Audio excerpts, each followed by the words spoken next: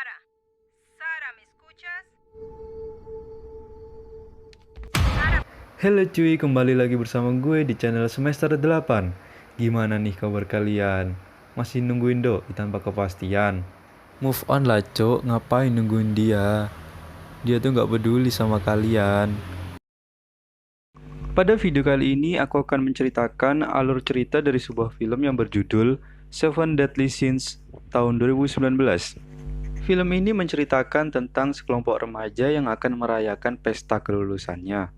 Mereka berencana untuk mengadakan party di salah satu rumah dari teman mereka.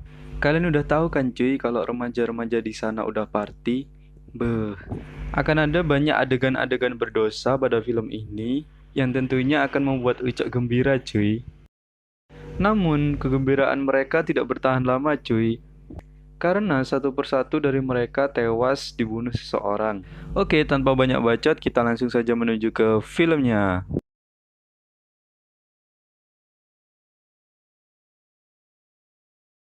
Film menunjukkan adegan kejar-kejaran antara seorang cewek dan seorang om-om botak. Beh, ceweknya cuy, mantep oi. Dan diketahui dari percakapan mereka berdua, ternyata si om-om botak ini mempunyai dendam pribadi kepada ayah dari gadis ini. Melihat pisau yang ada di atas meja, om botak ini segera mengambil pisau tersebut. Dan berniat untuk membela diri, si gadis itu hanya memiliki sebuah pensil di tangan kanannya cuy. Nakal gue anjing pas adegan ini. Masa pisau lawan pensil? Karena takut dirinya akan dibunuh oleh botak kinclong ini, si cewek pun berlari masuk ke dalam suatu ruangan. Ia terkejut karena di sana ayahnya telah tewas terbaring bersama seorang wanita. Open the door! Si cewek pun segera keluar dari rumah tersebut melalui sebuah jendela. Namun karena kakinya terkilir, ia tidak bisa berlari gitu cuy. Dan akhirnya ia pun tertangkap oleh botak kinclong ini. Si om-om botak barbar ini pun segera mencekik dan berniat untuk membunuh gadis ini. Bitch, die! Fucking die! Untungnya cuy, di detik-detik cewek ini akan meninggal, polisi datang dan segera menembak kepala dari si om-om botak pelontos ini. Mampus lu boy.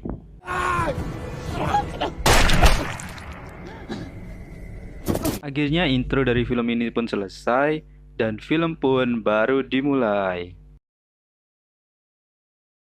Adegan berpindah menunjukkan murid sekolah yang tengah gembira karena liburan musim semi mereka telah tiba. Beh boy bodinya. Ini mah bukan ukuran anak SMA lagi kalau di Indonesia. Cewek luar emang beda cuy. Lanjut. Seperti yang dilakukan remaja pulang sekolah pada umumnya, mereka ngobrol satu sama lain ngalor ngidul, gak jelas gitu. Beh boy, gak salah kan pilihan gue. Mereka pun akhirnya pulang ke rumah masing-masing.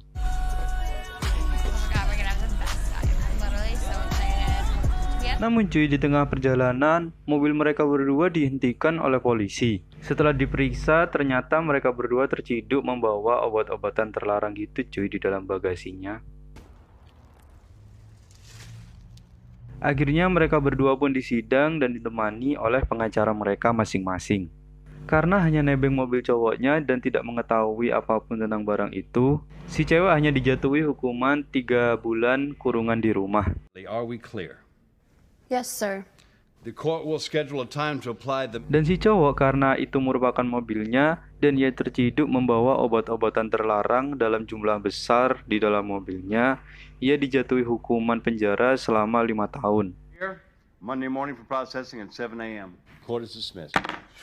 Thank you, Your Honor. Karena kecewa anak perempuannya telah bergaul dengan seorang pengedar obat-obatan terlarang, akhirnya ibunya pun memutuskan untuk membelikan putrinya sebuah rumah di daerah pedesaan agar ia tidak salah bergaul lagi. $5 a month. She'll just be excited not to have to be selling oranges on the side of the 101. Adegan pun berpindah menunjukkan seorang pria yang tengah berada di dalam tahanan dan ia mendapatkan telepon dari putrinya. Dan seketika ia teringat kenangan bersama istri dan anaknya di rumah. Ia melihat ke sebuah pohon dan di sana ada seorang pria yang tengah tergantung. Dan akhirnya ia ngomong ngelantur gak jelas gitu cuy. Karena dianggap gila oleh keluarganya, akhirnya mereka mengirim ayahnya tersebut ke sebuah Kalau di Indonesia gitu kayak RSJ gitu cuy. It's okay.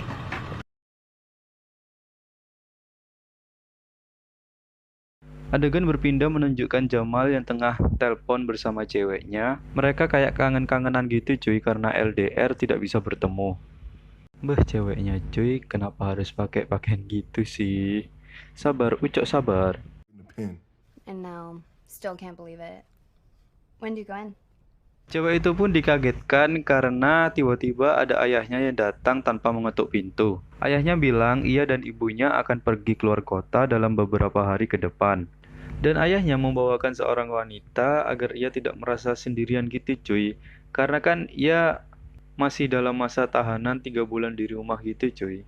Me, okay? So I'll see you guys later, all right? I'm gonna turn up. We turn up. Bottle service. Peace out, Girl Scout. Don't say that. Esokan harinya teman-teman dari cewek itu pun datang cuy. Mereka berniat mengadakan sebuah party di rumahnya karena ia tahu orang tuanya sedang pergi keluar kota. Yang gue heran cuy, kan Jamal katanya dihukum 5 tahun penjara. Tapi kenapa tiba-tiba bisa bebas gitu?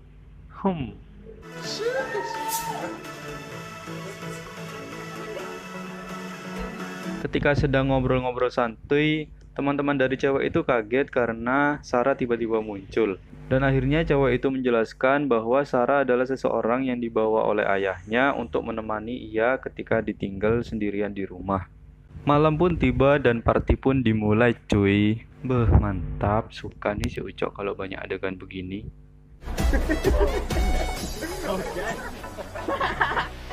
Adegan selanjutnya menunjukkan Jamal dan ceweknya berada di dalam sebuah kamar. Waduh, mereka sedang ngobrol-ngobrol santuy. Dan alasan kenapa Jamal bisa keluar karena pihak penjara memberikan kebebasan selama 1 minggu untuk Jamal pergi keluar kemana saja. Dan ketika mereka akan melakukan adegan cocok tanam, tiba-tiba Sarah datang dengan polosnya cuy. Gagal deh. Sorry, I didn't know. You didn't know what, you stupid bitch? What the fuck are you even doing here? I was just trying to clean. Karena kesal tidak mendapatkan jatah, cewek itu pun mengusir mereka berdua. Go! No fun. We have to build the wall! Akhirnya mereka semua pun melanjutkan party mereka cuy.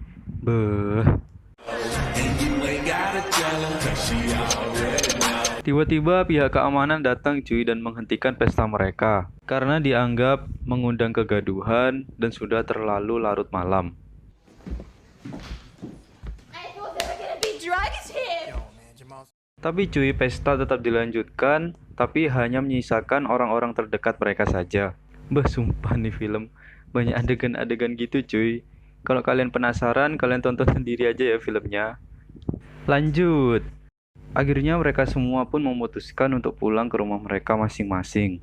Namun ketika mereka akan pulang, Sarah mencegah mereka untuk pulang dan mengajak mereka untuk bermain sebuah permainan. Mereka bertanya permainan apa yang akan mereka mainkan, dan Sarah menjelaskan bahwa permainan tersebut adalah permainan horor yang bernama Charlie Charlie. Kalau di Indonesia permainannya kayak jelangkung gitu cuy, dimana mereka yang bermain memanggil sebuah arwah untuk ikut masuk ke dalam permainan mereka. We tried to stop ourselves from doing, but can't seem to control. And the soul of Charlie. Awalnya setelah Sarah menjelaskan bagaimana permainannya, mereka tertawa cuy dan menganggap semua itu hanya guyonan belaka dan tidak nyata gitu. Ada beberapa peraturan yang ada di dalam game ini cuy. Yang pertama, permainan harus beranggotakan 7 orang. Yang kedua, setiap pemain hanya bisa berkata iya atau tidak. Nomor 3, jangan biarkan pensil yang ada di kertas jatuh ke dalam tanah atau permainan tidak akan pernah berakhir. Nomor 4, jika kalian ingin meninggalkan permainan, kalian harus meminta izin. Akhirnya mereka pun sepakat untuk memulai permainan tersebut. Dan Sarah mulai membaca mantra-mantra gitu untuk memulai permainannya. I got him. Come on, the wind blew it. What wind, bro? There's no wind. Tapi karena merasa tidak ada hal apapun yang terjadi, mereka pun mulai meragukannya lagi cuy.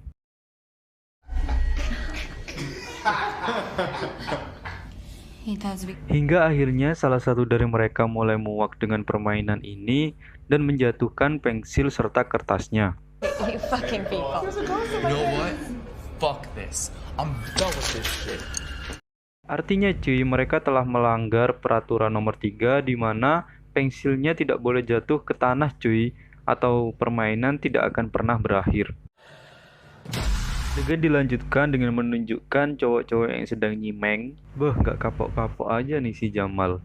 Padahal udah mau dipenjara 5 tahun cuy. Hal aneh pun mulai terjadi satu persatu.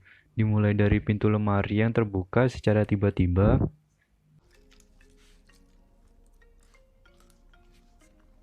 There you go, player. Adegan dilanjutkan menunjukkan Brandon dan Laurie yang sedang berciuman di bangku taman gitu. Dan ketika sedang asik-asiknya berciuman, Laurie mengambil sebuah pisau yang ada di pinggangnya, lalu melukai tangan kanan Brandon hingga membuat darah keluar cukup banyak.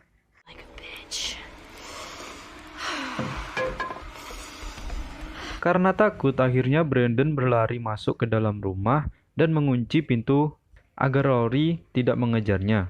Setelah masuk ke dalam rumah, teman-temannya pun bertanya kepada Brandon kenapa tangannya bisa berdarah. Brandon pun menjelaskan bahwa ia telah mendapat SMS dari Laurie untuk menemuinya di taman.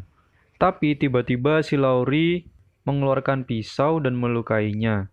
Mendengar penjelasannya Brandon, teman-temannya tidak percaya karena Laurie sudah bersama mereka sejak 1 jam yang lalu. Brandon yang mulai sadar ada sesuatu yang tidak beres di rumah itu mulai menjelaskan semuanya cuy. Tapi sayangnya teman-temannya tidak percaya apa yang dikatakan oleh Brandon. Dan teman-temannya menganggap bahwa Brandon mabuk akibat nyimeng tadi.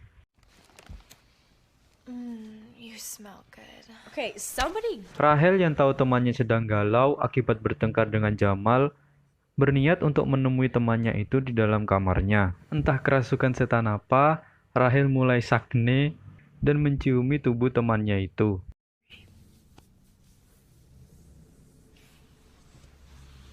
Si cewek menikmati lagi pasrah gitu.